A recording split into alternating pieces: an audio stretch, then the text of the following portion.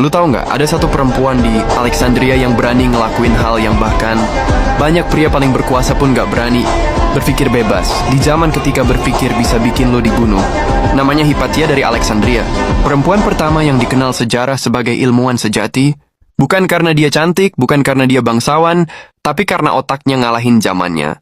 Kisah ini dimulai di Alexandria, Mesir, sekitar tahun 360 Masehi, kota paling cerdas di dunia saat itu. Bayangin, di satu kota, ada perpustakaan terbesar yang pernah dibangun umat manusia, Library of Alexandria. Ratusan ribu gulungan naskah dari Yunani, Mesir, Persia, India, semuanya disimpan di sana. Disinilah lahir filsafat, matematika, astronomi, semua ide yang nanti jadi fondasi dunia modern. Dan di tengah kota yang jadi pusat ilmu itu, lahirlah seorang bayi perempuan bernama Hypatia.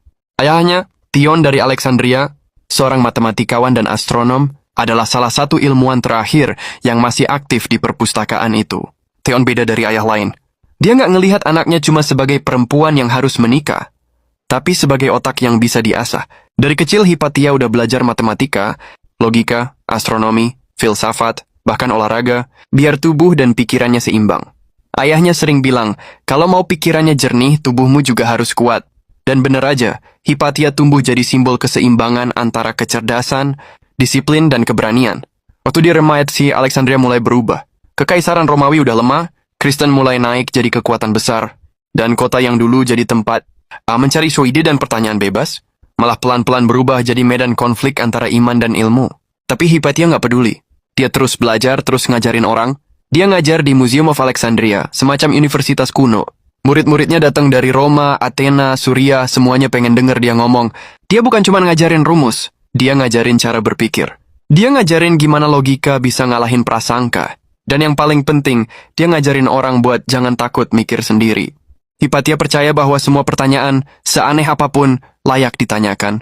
Dia sering bilang kebenaran tidak butuh otoritas. Ia butuh keberanian untuk dicari. Tapi semakin besar namanya, semakin banyak juga musuhnya. Waktu itu, gereja Kristen lagi berusaha rebut kendali politik di Mesir dari tangan Kekaisaran Romawi.